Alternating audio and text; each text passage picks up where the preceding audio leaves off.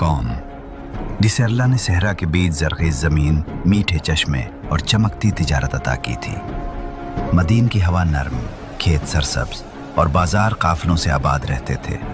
उनकी रहनुमाई करने वाला नबी हज़रत शुएब सालों तक एक ही पैगाम देते रहे। नाप तोल में खयानत ना करो, लोगों का हक ना खाओ, सिर्फ अल्लाह से डरो। मगर जवाब में मजाक, तज़हीक और तकब्बुर।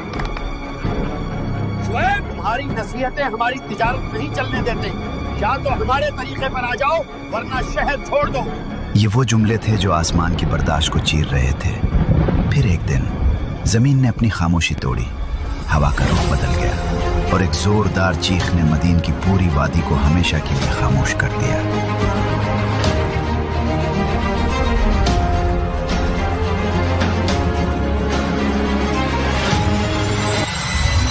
ये थी कौम मदीन, एक ऐसी कौम जो खुशहाल भी थी, ताकतवर भी, मगर उनका दिल बेईमानी से भरा हुआ था। वो सहरा और तिजारत के दरमियान बसते थे। शाहराहों पर उनकी मार्केटें दूर दूर तक मशहूर थीं। काफिले जब उनकी बस्ती के पास से गुजरते तो लोग कहते, अगर माल कमाना है तो मदीन जाओ, वहाँ नफा ही नफा है। लेकिन उन नफों के पीछे एक काला राज छुपा था। ये पत्थर इस्तेमाल करो, किसी को शक नहीं होगा। एक ऐसा जुर्म जिसने पूरी कौम को अल्लाह के गजब के सामने ला खड़ा किया। मदीन, एक खुशहाल मगर बददयानत शहर। मदीन के बाजारों की गलियां दूर से चमकती थीं। ऊंचे तख्तों पर बैठे ताजिर, दूर दूर से आने वाले मुसाफिर और हर तरफ गहमा गहमी। लेकिन जितनी चमक नजर आती थी उतना ही बड़ा अंधेरा अंदर छुपा हुआ था। तराजू धोखे के थे, रंगीन मुस्कुराहटों के पीछे लूटने का फन छुपा था। कोई मुसाफिर कहता, भाई ये वजन पूरा नहीं। ये मदीन है। यहाँ तराजू नहीं, हमारी मर्जी चलती है।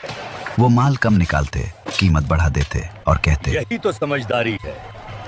जीत हमेशा चालाक की होती है। ये धोखा इतना आम हो गया था कि बच्चों के खेल भी झूठ पर मबनी थे और बुजुर्ग फख्र से कहते, यही हमारी नस्ल है, असल कारोबारी, असली ज़हीन। फिर अल्लाह का नबी आया, हजरत शुएब। अल्लाह ने उन तक अपनी रहमत भेजी। हजरत शुएब, वो नबी जिन्हें कुरान खतीबुल अंबिया कहता है, जो नरम लहजे में कड़वी हकीकत भी दिल में उतार सकते थे। वो कौम के सामने खड़े होकर कहते, ऐ मेरी कौम, नाप तोल पूरा करो, लोगों की चीजें कम मत किया करो, जमीन में फसाद ना फैलाओ, अल्लाह से डरो, वो सब देखता है। मगर जवाब आया, मुस्कुराहट, तंज, मजाक। सरदार ने हंसते हुए कहा, ऐ शुएब, क्या तेरी नमाज ने तुझे यही सिखाया है कि हम अपना माल अपनी मर्जी से भी ना बेचें? दूसरे सरदार ने कहा लगाया, उसूल हम तय करेंगे। कोई नबी नहीं। ये सिर्फ नाफरमानी न थी, ये चैलेंज था। अल्लाह के हुक्म के खिलाफ खुला ऐलान जंग। कौम मदीन के 5 बड़े जराइम। ये कौम सिर्फ गलतियों की नहीं, जराइम की मालिक थी। 1, नाप तोल में कमी, कुछ ग्राम की चोरी, मगर अल्लाह के नजदीक ये जुल्म पहाड़ों से भारी। 2, धोखाधड़ी, झूठ उनकी जबान की जीनत, बददियानती उनका कारोबार। 3, धोखे को कानून बना देना, पूरा शहर फरेब पर खड़ा था। ये फसाद का सबसे खतरनाक दर्जा है। 4, नबी का मजाक। वो कहते, अगर सच है तो अजाब ला कर दिखा। 5, मुसाफिरों को लूटना, कीमतें बदल देना, मौका देखकर माल छीन लेना। ये सब रोज का मामूल था। इन जराइम ने आसमान के फरिश्ते भी गुस्से से लर्जा दिए। आजाब से पहले की निशानियां। पहले कोई पहाड़ नहीं टूटा, पहले कोई आग नहीं बरसी। अल्लाह ने मोहलत दी, नरमी से, आहिस्ता आहिस्ता।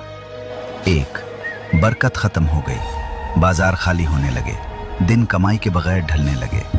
2, बारिश रुक गई, जमीन प्यासी हो गई, बाग सूख गए। 3, रिस्क तंग हो गया, काफिले मदीन से गुजरने के बजाय रास्ता बदलने लगे। मगर कौम ने कहा, ये सब शुएब की वजह से है। अपने गुनाह भी अल्लाह के नबी के खाते में डाल दिए। ये बर्बादी की आखिरी सीढ़ी थी, हजरत शुएब की आखिरी पुकार, आखिरी बार, आखिरी उम्मीद। एक दिन शुएब कौम के मरकजी बाजार में आए, वहीं जहां जुर्म का कारोबार होता था। उन्होंने दिल लर्जाने वाली आवाज में कहा, ऐ मेरी कौम, तुम नेमतों में डूबे थे मगर तुमने अल्लाह के हुक्म को टुकरा दिया। अब भी वक्त है, वापस आ जाओ, वरना वो दिन आने वाला है जब तुम चीखोगे मगर कोई जवाब न मिलेगा। कौम हंस पड़ी। एक जवान ने नारा मारा, अगर तू सच्चा नबी है तो आसमान से कोई टुकड़ा गिरा दे। एक सरदार ने कहा, तुझे और तेरे साथियों को शहर से निकाल देंगे, फिर देखेंगे तुम कहां जाते हो। शुएब ने आंखें बंद की, आंसू गिरे और फरमाया, तुम्हारे लिए फैसला हो चुका है। आखिरी रात, जब मदियन की सांस रुक गई। इस रात मदियन पर अजीब सन्नाटा था।